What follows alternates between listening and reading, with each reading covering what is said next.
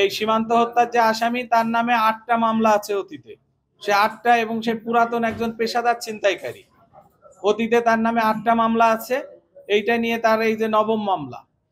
So এটা অবশ্যই ছিনতাইয়ের ঘটনা এবং এ ব্যাপারে কোনো সন্দেহ আছে বলে আমরা মনে করি না। প্রাথমিক তদন্তে আমাদের এখনো মনে হচ্ছে আমরা ৩ জনের নাম পাচ্ছি।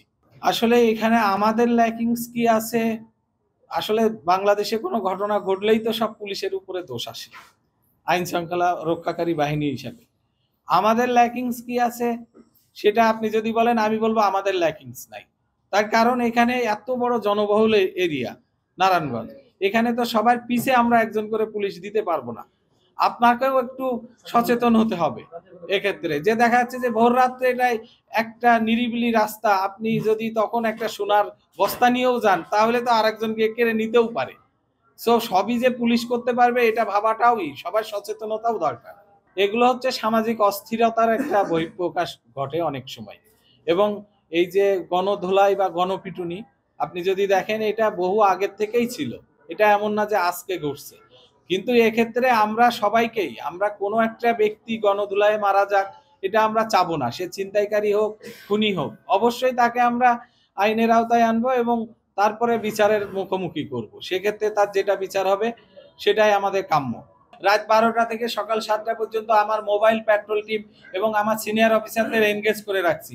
যেগুলো বেশি ছিনতাই প্রবণ এলাকা সেই সব জায়গাতে আমাদের মোবাইল টিমগুলো যাতে ঘন তারা ওইখানে মোবাইল পেট্রোলিংটা করে, এই সপ্তাহের ব্যবস্থা তো আমরা রাখছি।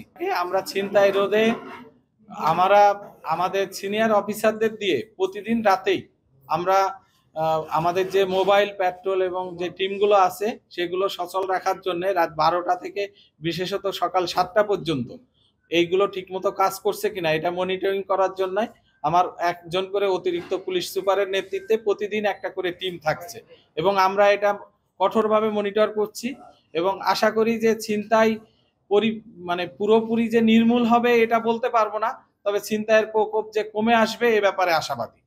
এক্ষেত্রে সাধারণ মানুষ বা জনগণের প্রতি আপনার আহ্বান কি, মানে তাদের করণীয় কি এক্ষেত্রে? সাধারণ জনগণের প্রতি একটাই আহ্বান যে এলাকায় যারা দুষ্ট আছে, আমরা তো পুলিশ সবাইকে চিনব না, যদি এরকম কেউ থাকে নাশকতাকারী দুষ্কৃতকারী তাদের ব্যাপারে তথ্য আমাদেরকে দিতে হবে, আমাদেরকে তথ্য দিয়ে সহযোগিতা করতে হবে।